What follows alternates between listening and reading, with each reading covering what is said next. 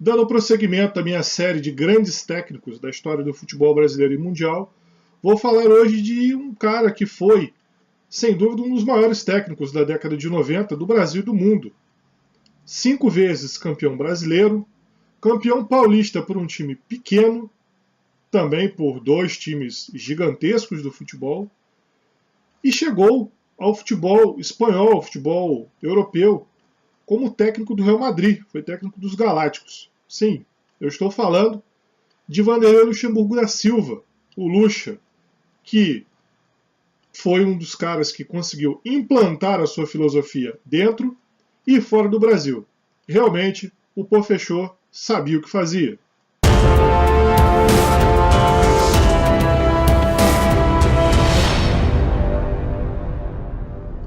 Bem, gente, dando prosseguimento à minha série dos grandes técnicos, vou falar hoje de Vanderlei Luxemburgo.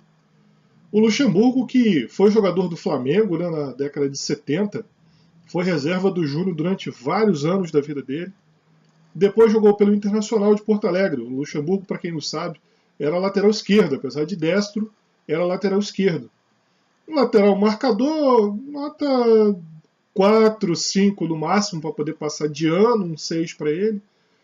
Mas, como treinador, foi um dos principais técnicos do Brasil e do mundo na década de 90.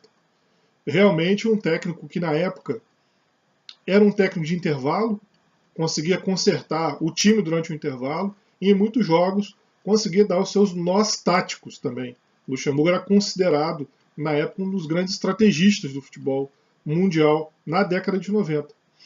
E falando um pouco sobre a carreira do Luxemburgo como técnico, ele foi técnico do Bragantino, como eu disse na abertura da matéria, um time pequeno de São Paulo, e em 1990 ele acabou chegando, aliás, 91, ele acabou chegando na final do Campeonato Paulista e foi campeão com o Bragantino.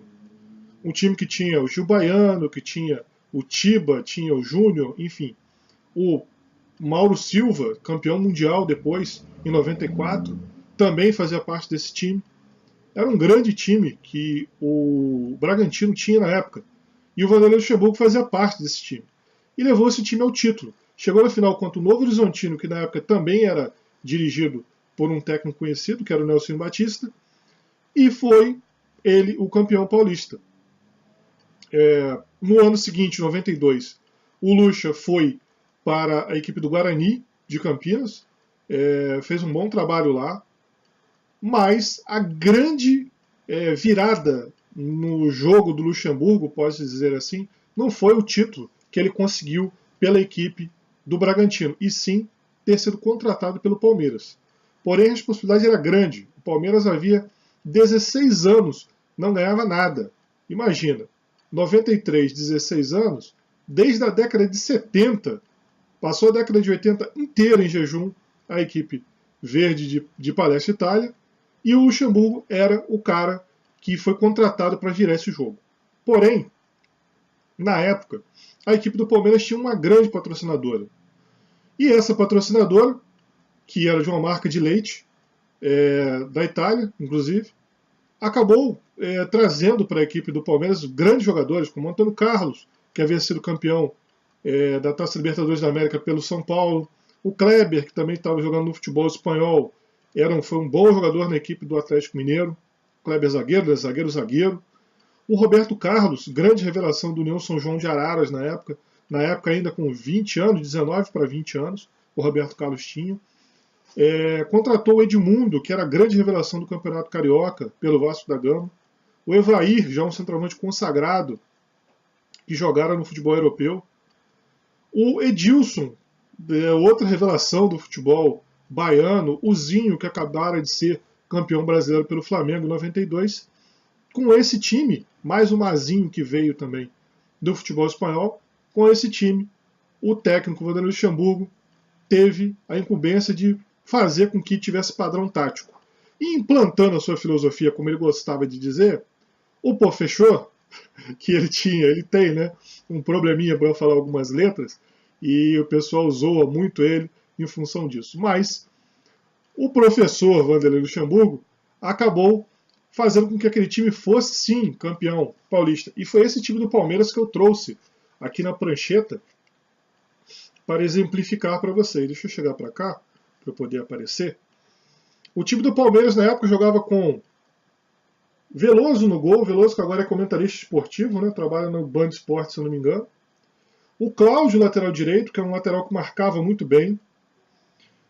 Antônio Carlos, ótimo zagueiro, um zagueiro clássico, né, do futebol brasileiro. O Kleber, que era mais aquele zagueiro, né, chegava junto, chegava firme. E o Roberto Carlos, na época ainda uma revelação do União São João de Araras. César Sampaio, outro bom jogador contratado pela equipe do Palmeiras, era o capitão desse time. Mazinho, que no Vasco jogou como lateral esquerdo, na seleção jogava como lateral direito, e no Palmeiras veio jogar aqui no meio de campo, como segundo volante, um segundo homem de meio de campo. Ao lado dele, quase na mesma linha, como um falso volante, o Zinho.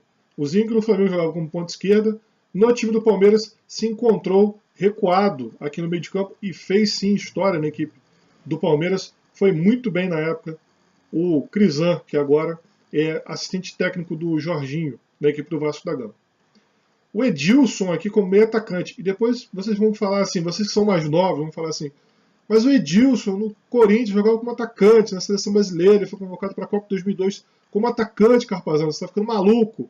Depois eu vou explicar como ele chegou nesse time e depois a evolução tática que essa equipe teve e que tem o dedo do Vanderlei Luxemburgo. No ataque, o Edmundo, não posso falar mais nada do que craque para o Edmundo. E do lado dele, o Evair, outro craque também do futebol brasileiro. Não temos um camisa 9 no futebol brasileiro hoje com a classe e capacidade de matador que tinha o Evair Paulino. Essa equipe do Palmeiras, em 93, ela chegou na final do Campeonato Paulista, perdeu o primeiro jogo para o Corinthians por 1-0, gol do Viola, aquele gol que ele faz o gol quase com um golpe de capoeira, já cai imitando o porco. Na época, a torcida do Palmeiras não gostava desse estereótipo de porco. Hoje em dia, gosta e utiliza isso aí até nos seus cantos, nos jogos em que a torcida está fazendo parte. Porém, no segundo jogo, foi um massacre do Palmeiras. O Palmeiras abriu o placar com o Zinho, depois o time do Corinthians teve um jogador expulso, o goleiro Ronaldo, entrou o Wilson, que era reserva do Ronaldo, e com um jogador a menos foi um passeio. A disputa foi 3-0 em tempo normal, foi para a prorrogação, e na prorrogação o time do Palmeiras venceu por 1-0, gol do Evair, né? No agregado 4-0 naquele jogo da final.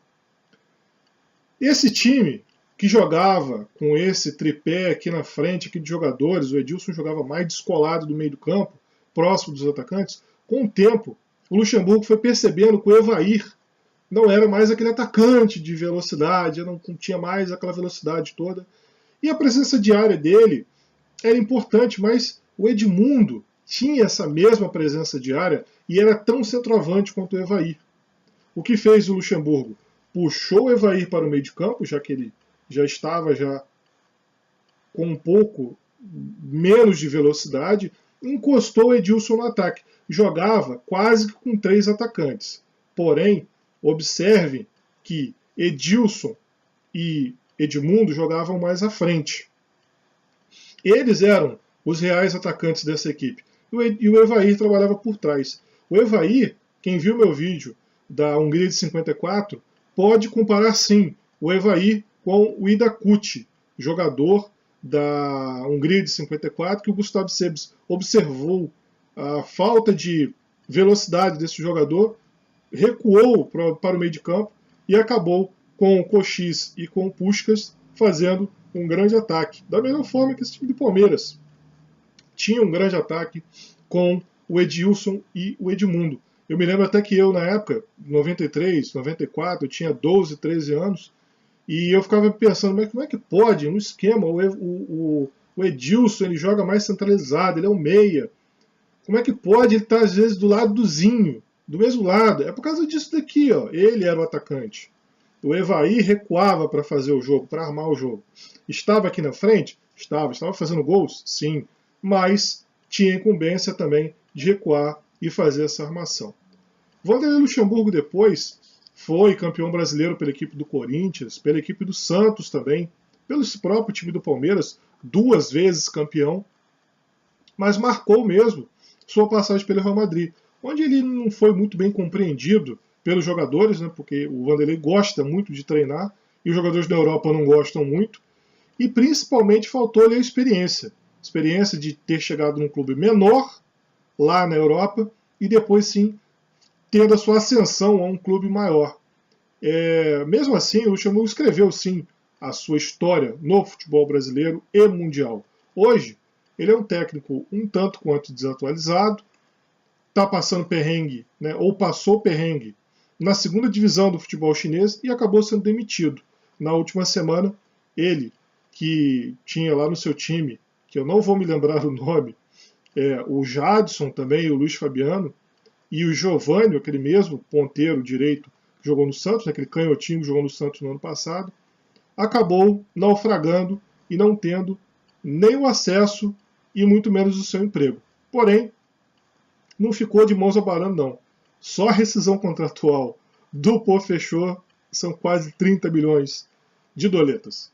Bem, gente, gostou do vídeo? Então, curta, compartilhe, se inscreva no canal, peça seus vídeos. Muito obrigado a todos e até a próxima!